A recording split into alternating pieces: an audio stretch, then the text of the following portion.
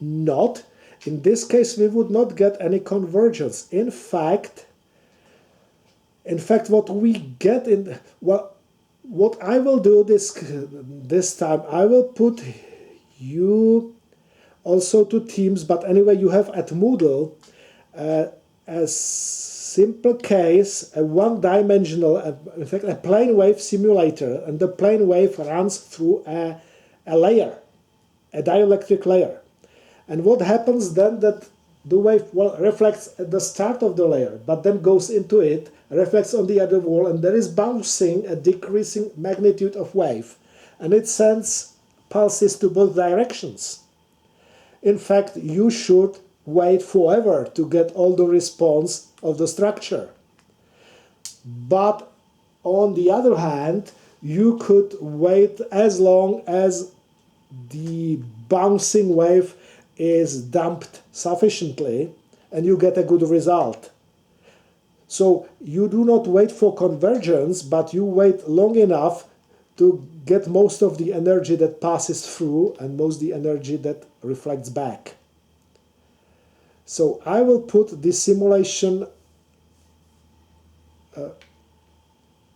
into this group, and you can run just the example just to see what happens. Because yes, the response in time is infinite, even from this coaxial cable. In fact,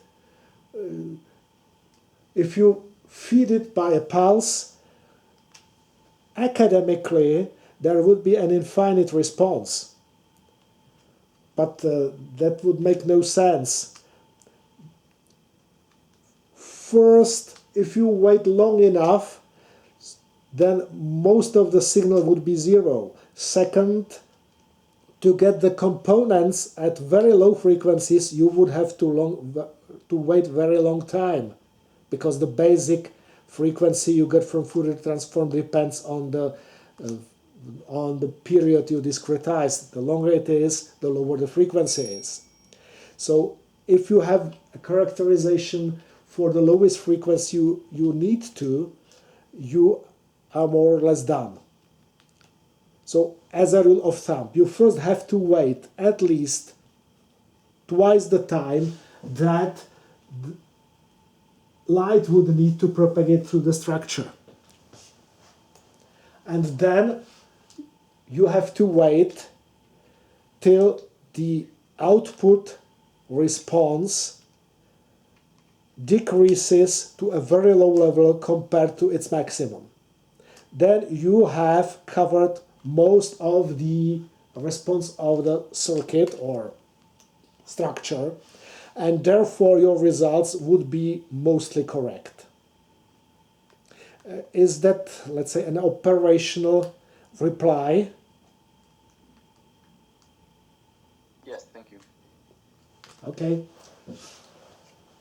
So we have, in fact, a means to analyze any coaxial structure.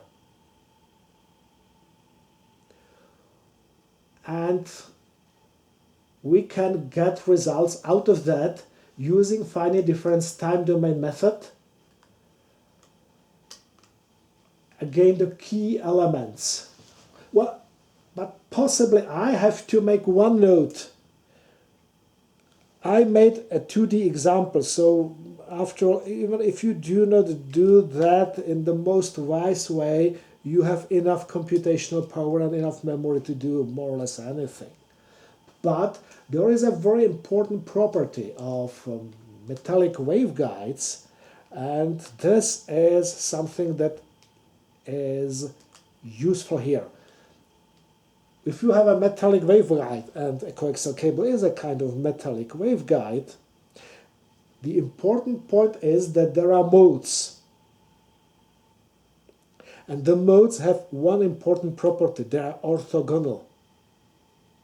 It comes from the fact that a solution of differential equations of this kind are orthogonal.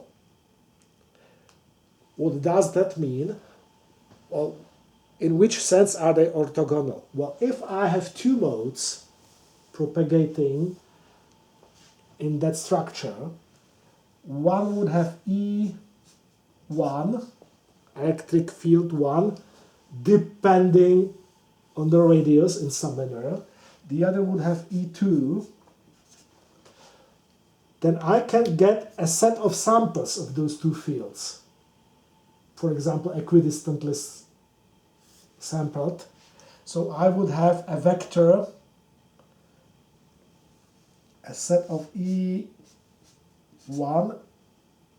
and if I make a scalar product of those two vectors, E1 by E2, and those are different modes, then the scalar product would be 0. So if I multiply this value of the first mode by this value of the second mode and add to a multiplication of those two and do that over the whole span of the radius, for distinct modes, for different modes, I get 0. That's the scalar product that happens to be 0. So this scalar product is 0.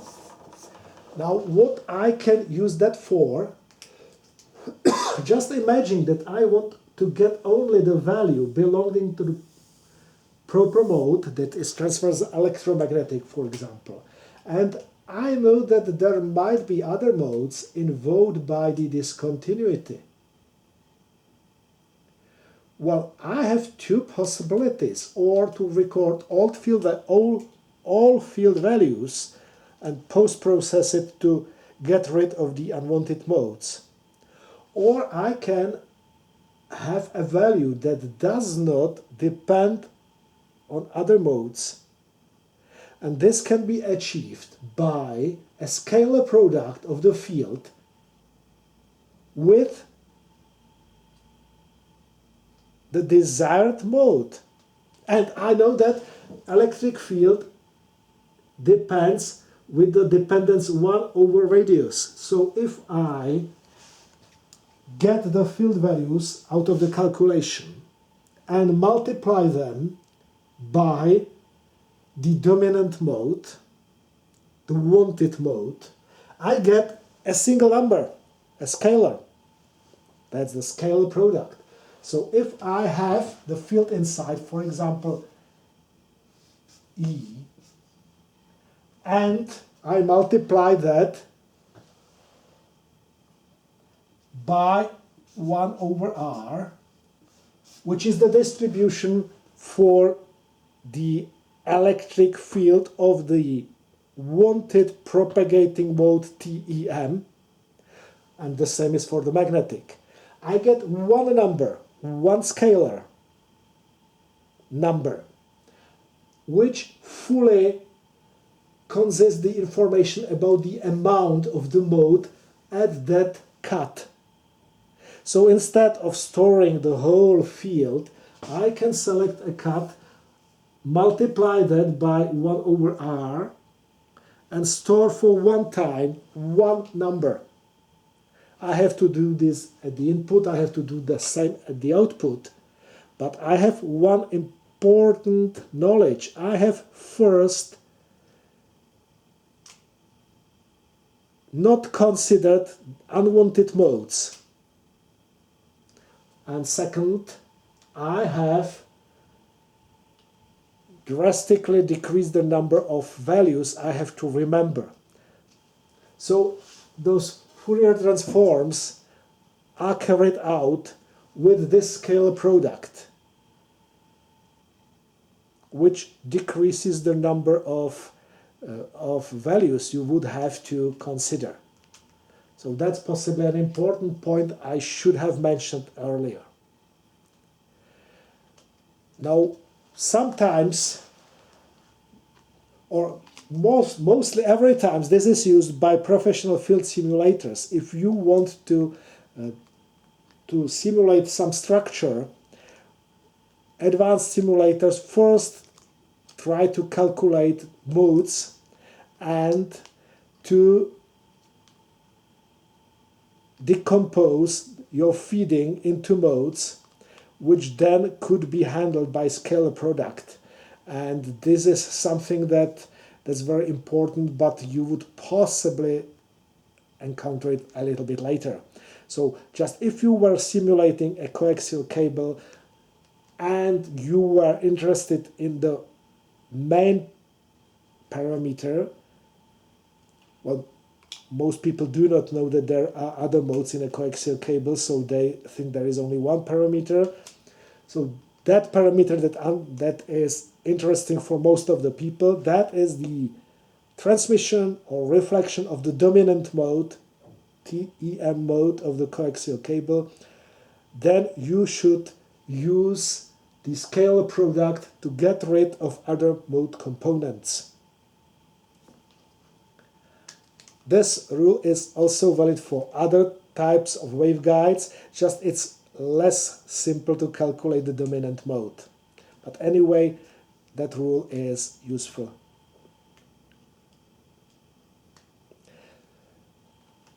So, are there any questions?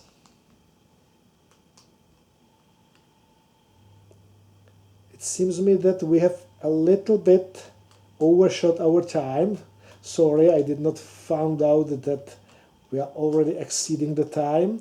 On the other hand, we had a break and it was useful to do that. So at the moment, you would be able to do simple calculations in coaxial structures. Why not other structures? Well, at the moment, we have mentioned only one type of boundary condition. Unfortunately, in other structures where the propagation direction is not known, this boundary condition, this absorbing boundary condition based on uniform movement of the same values from one to other layer is not useful. So we will have to talk other boundary conditions a little bit, special absorbing conditions, which we will do next week on the 16th of March. Now, the last call for questions today. Já bych měl otázku, ale to se asi úplně netýká tohoto problému. Spíš jako ze zajímavosti, já to počkám, až jestli má někdo teď nějakou otázku.